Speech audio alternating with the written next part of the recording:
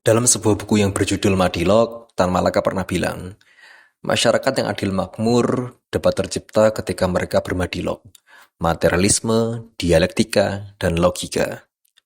Tapi, siapa sih Tan Malaka? Selamat datang di Luar Kelas.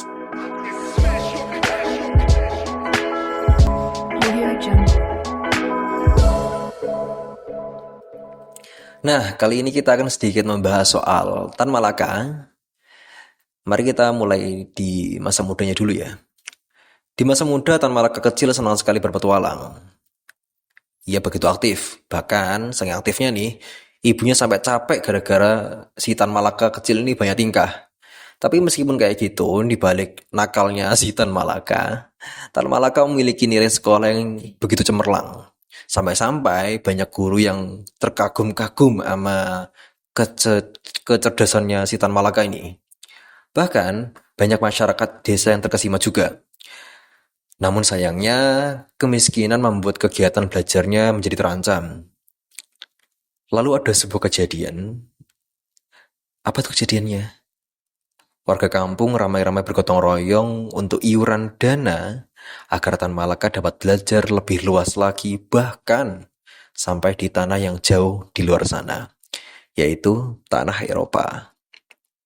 Pada dinginnya Eropa, Tan Malaka berusaha untuk menyesuaikan diri dengan hanya ditemani satu-satunya cahaya dari sebuah buku hasil dari karangan isi pemikiran tokoh-tokoh intelektual Eropa. Matanya Tan Malaka mulai terbuka, menyadari kenyataan bahwa banyak sekali ketidakadilan yang terjadi di dunia.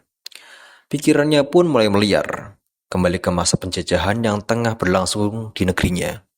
Bagi Tan Malaka, buku tersebut layaknya sebuah peluru, dan kata-kata adalah senjatanya. Kemudian ia memutuskan untuk pulang dengan membawa segaban keilmuan tersebut sebagai bentuk bahan-bahan senjata untuk mempersiapkan diri menghadapi pertempuran, membela negeri yang tengah menderita, yaitu Indonesia. Wah, keren banget ya.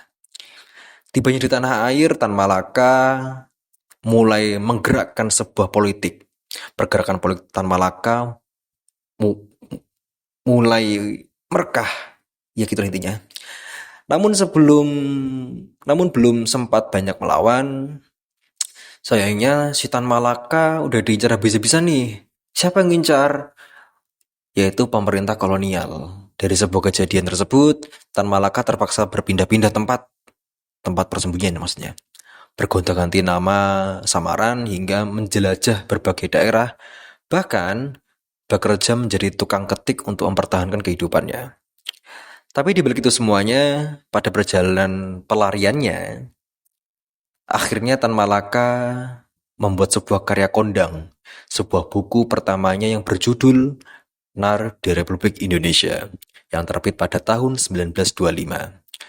Jika Gajah Mada bertujuan menyatukan Nusantara, maka buku ini layak untuk menjadi panduannya. Buku tersebut banyak dibaca oleh para pejuang pada masa tersebut, seolah menjadi bensin sebagai bahan juang.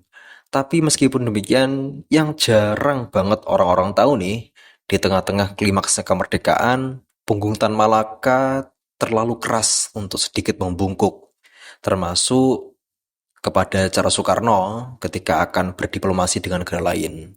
Hingga pada proklamasi dibacakan, Tan Malaka tak dapat kesempatan untuk terlibat di dalamnya. Pasca proklamasi, namanya kian redup di bawah bayang-bayang Soekarno dan Hatta. Di tengah sibuknya negosiasi antara Indonesia dengan Belanda, Tan Malaka masih percaya dengan cara melawan adalah satu-satunya cara terbaik untuk mengusir para penjajah. Wah. Dan semenjak itu, Tan Malaka dijuluki sebagai Bapak Republik Indonesia.